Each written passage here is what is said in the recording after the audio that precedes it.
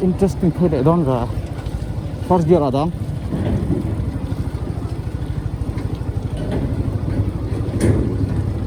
mà như cái kalin mo xây non leng tí bút cái bún tháp á ama rồi chú anh mà tiếng ông em hiền không ăn xe lâu tapi bút po phải lẽ các này mà rồi chú tốn chú mà hay kan bún lâu ní ber kharin mo tiếng ông hiền ông mà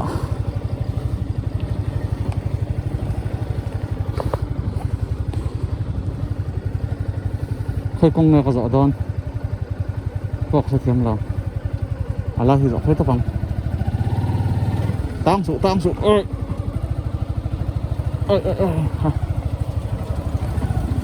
tăng hương trong huyên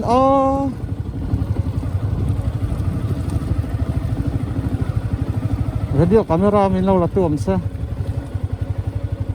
người sẽ thạc lậu không bằng làn này mình lên thấy rõ mấy xe thôi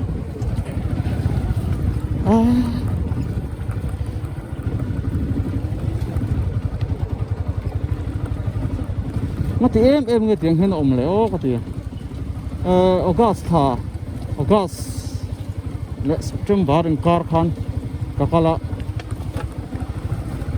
hatila kha ro sur hun lai ne ro hala sura tiếng em hiền diệt chong lo cũng không hiền vang ne tiếng khan diệt khắc tiếng lo ne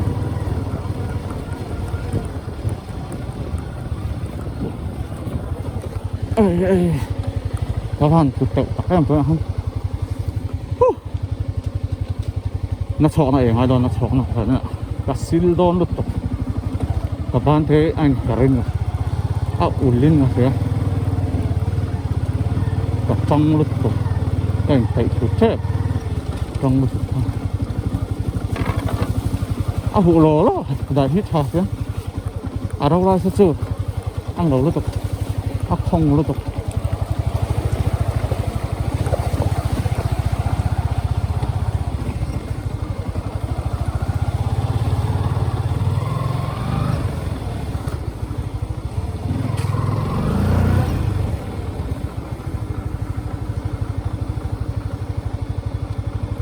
là chán